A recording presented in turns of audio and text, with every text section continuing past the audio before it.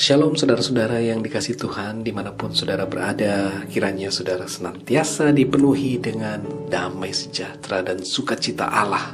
Haleluya. Hari ini kita akan merenungkan firman Tuhan tentang 7 perkataan Tuhan Yesus di atas kayu salib. Sebelumnya mari kita berdoa. Bapa di surga, terima kasih untuk anugerah-Mu kepada kami, untuk kasih setia-Mu yang tidak pernah berubah. Dan hari ini kami mau merenungkan firman Tuhan. Biarlah Engkau menerangi hati kami, supaya kami dapat mengerti arti firman-Mu. Dalam nama Tuhan Yesus kami berdoa. Haleluya. Amin. Saudara yang dikasihi Tuhan, 7 perkataan Yesus di kayu salib. Yang pertama, di dalam Lukas 23 ayat 34, Tuhan Yesus berkata, "Ya Bapa, ampunilah mereka, sebab mereka tidak tahu apa yang mereka perbuat." Ucapan Tuhan Yesus ini adalah ucapan pengampunan, saudara. Ia mengampuni, ia tidak mengutuk, sebab ia mengasihi semua umat manusia. Ucapan yang kedua adalah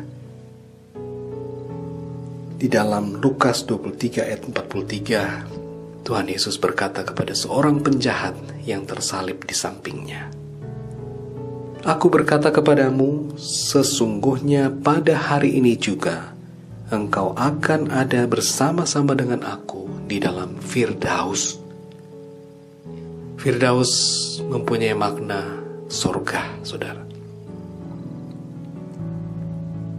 Jadi di atas kayu salib, ucapan Tuhan Yesus yang kedua adalah bermakna bahwa ia menyelamatkan. Tuhan Yesus menjamin keselamatan dari seorang penjahat yang ada di sampingnya.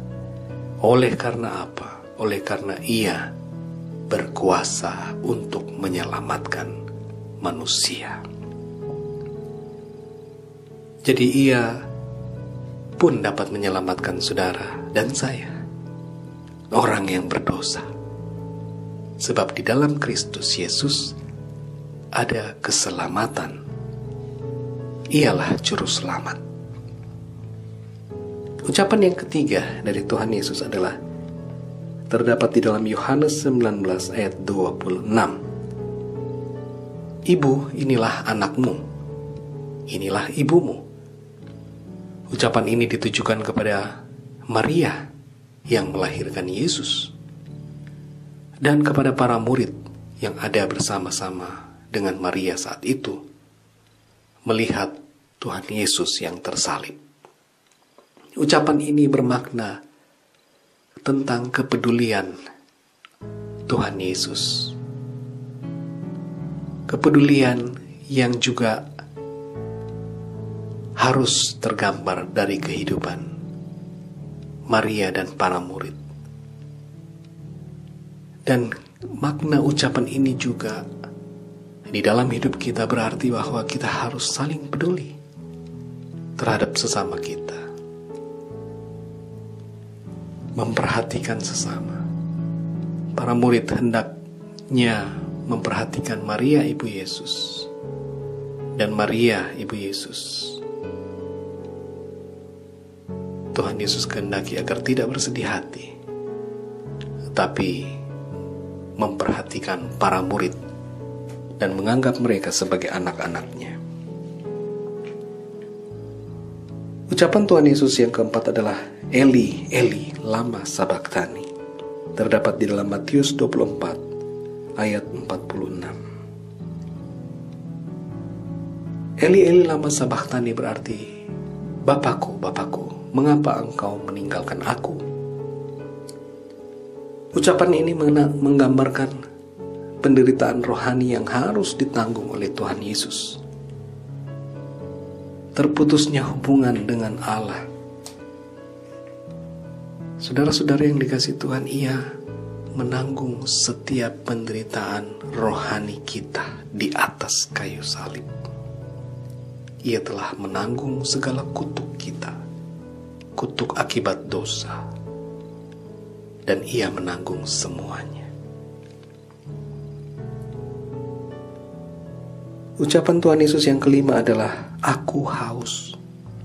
Terdapat di dalam Yohanes 19 ayat 28. Hal ini menggambarkan penderitaan jasmani yang ditanggung oleh Tuhan Yesus di atas kayu salib.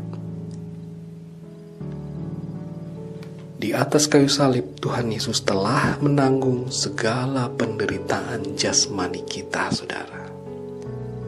Alkitab berkata bahwa penyakit kitalah yang ditanggungnya. Segala kutuk penyakit, penderitaan jasmani telah ditanggung oleh Tuhan Yesus di atas kayu salib. Ucapan Tuhan Yesus yang keenam adalah sudah selesai. Yohanes 19 ayat 30. Ucapan ini adalah ucapan kemenangan. Sebab Tuhan Yesus telah menyelesaikan tugas yang maha agung dari Allah Bapa. Tugas penebusan, tugas penyelamatan. Seluruh dosa manusia ditanggung, diangkat, dibebankan ke atas Yesus sebagai korban keselamatan bagi segala dosa kita.